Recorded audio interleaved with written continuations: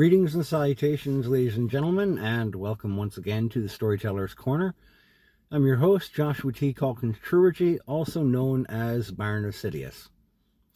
I haven't done any uploads really in the last few days, haven't had much of anything to say really, or opportunity to record anything. Spent the last few days putting in, tearing up the carpeting and the tack board and padding on the floor in my kiddo's room, and installing plank vinyl flooring throughout her room. Looks a lot better now. Just helping kind of get that reorganized, doing that work around the house, updating things, and working on my string mower because the V-belt had snapped last week while I was using it on the backyard, which had become a bit of a jungle, and I had to go to Ace Hardware 3 separate times in order to get the right size belt to install on there.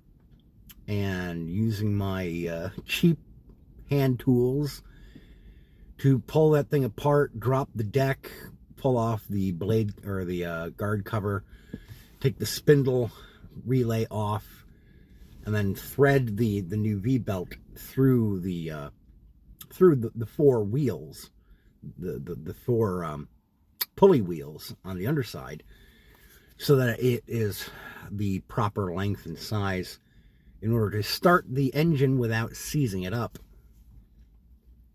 I'm not exactly the most mechanically inclined fellow, but with enough time and access to the schematics to read through and troubleshoot myself at home, I ended up repairing it finally. Yes, I had to take 3 separate trips to the hardware store over the course of 3 days to get the right size belt, but it only cost me $15 for the belt, ultimately. Had I taken the string mower to a handyman or a professional to fix, to repair the damn thing, on average, a repair job that size, with that much time, takes, you're running around $250, $300. We paid $600 for the thing. I was able to fix it myself for the cost of the belt. $15 plus tax. Yeah, scratched the shit out of my hands doing it.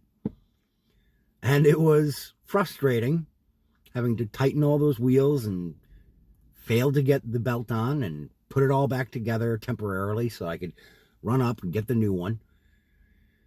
Over and over. But there's a satisfaction to being able to do it myself and to learning that particular set of handiwork skills. So it's valuable to me, at least. I don't know if it would be valuable to most people, but I don't like the idea of just throwing money at a problem and having somebody else do it when I should damn sure know how to do this stuff myself.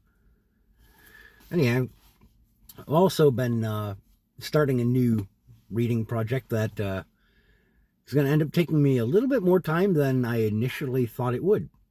I am finally getting around, thanks to a friend of mine at work who found a wonderful copy of this for me at Half Price Books and picked it up on my behalf. I'm finally reading J.R.R. Tolkien's The Silmarillion.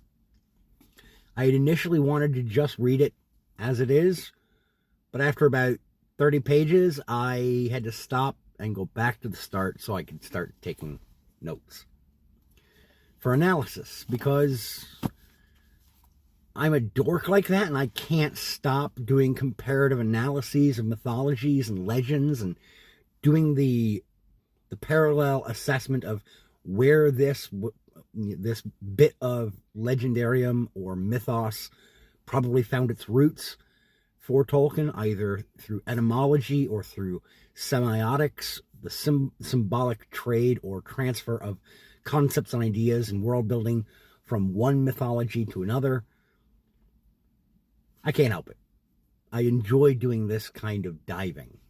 So it's going to take some time, but I am looking forward to putting together all these notes into a proper kind of analytical breakdown and discussion further down the road. On Substack, I've been continuing to publish and post out the chapters of In the City, the Peaceful City.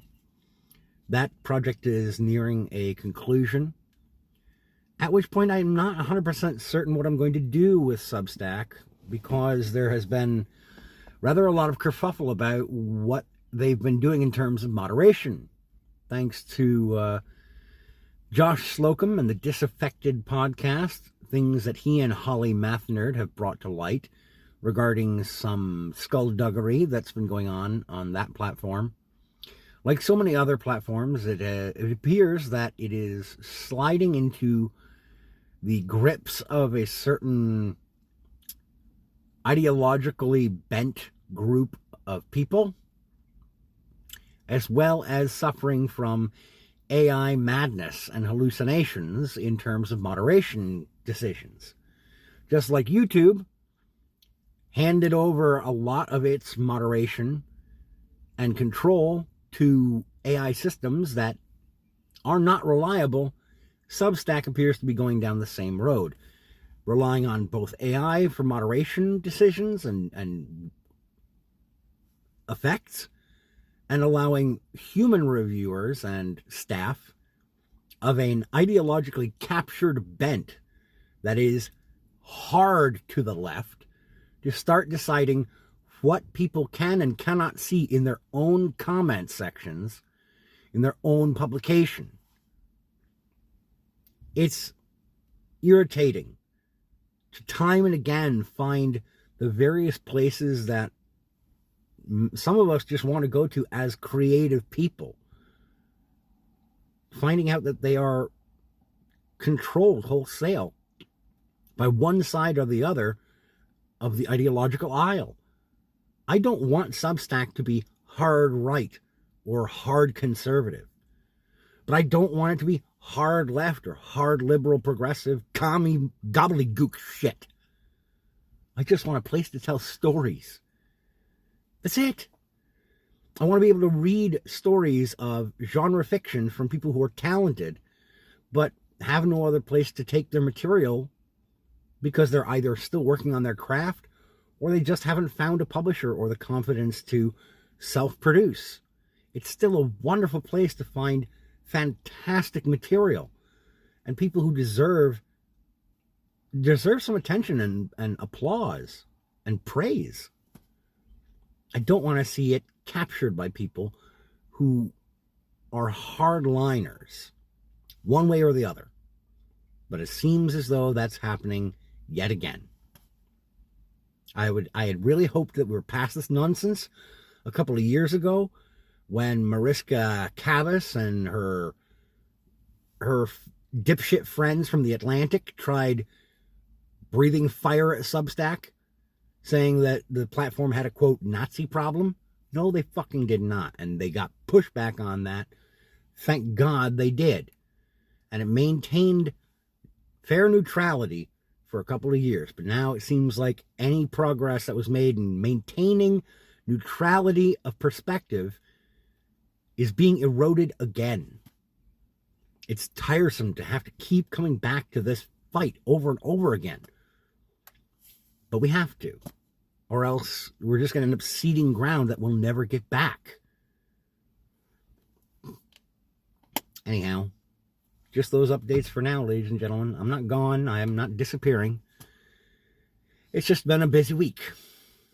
So, anyhow, thanks for tuning in. Thank you for listening. I ask you to take care of yourselves, and as always, keep reading.